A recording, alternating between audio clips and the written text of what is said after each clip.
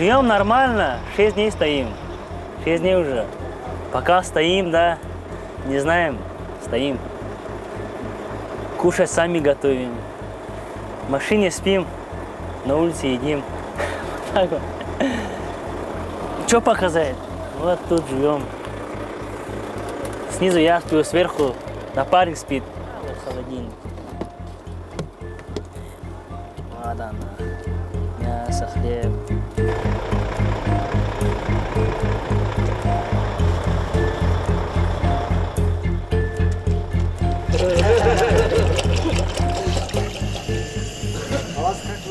Вот наш дом, это наша кухня, мы здесь.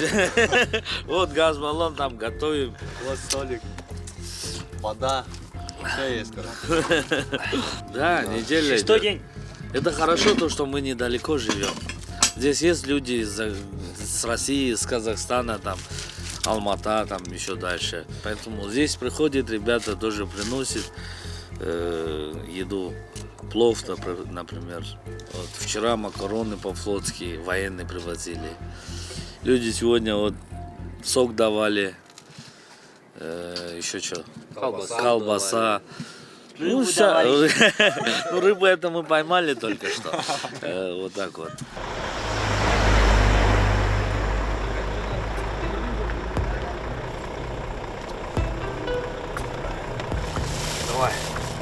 Давай, угощайся. Угощайся. Кушайте. Шеф-повар уха будет готовить.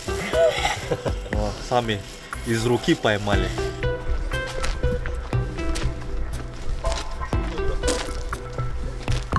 Ассаламу алейкум. Ассаламу алейкум. Азаттык радиодан. 3 дня уже говорим, а результатов нету. Наверное, достучаться не могут до правительства или как там. В чем причина? Почему так получается? Почему не пропускают? Чтоб уже знали, может назад домой уехать. Что здесь стоять, жить уже? 7-й день живем, не помыться, ни как бы не покушать, ни удобств. Даже элементарно в сортир сходить некуда.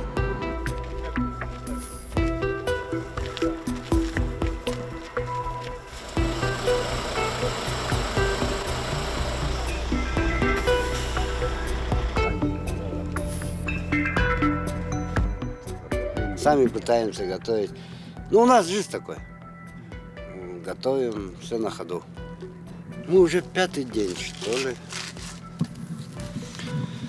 5-й день стоим. А что стоим, не знаем сами.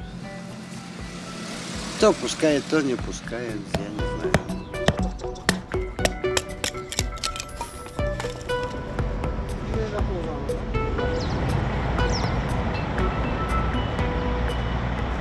Өзгөчө кырдаалдар министрлиги тарабынан айдоочуларга ызык тамак уюштурулуп, 2 участокко 2 палатка тигилип, бул жерде дайыма ызык чай келип жылынып, ызык чай ичсе болот. Ал эми бир күндө бир маал тамак, ызык тамак айдоочуларга таратабыз.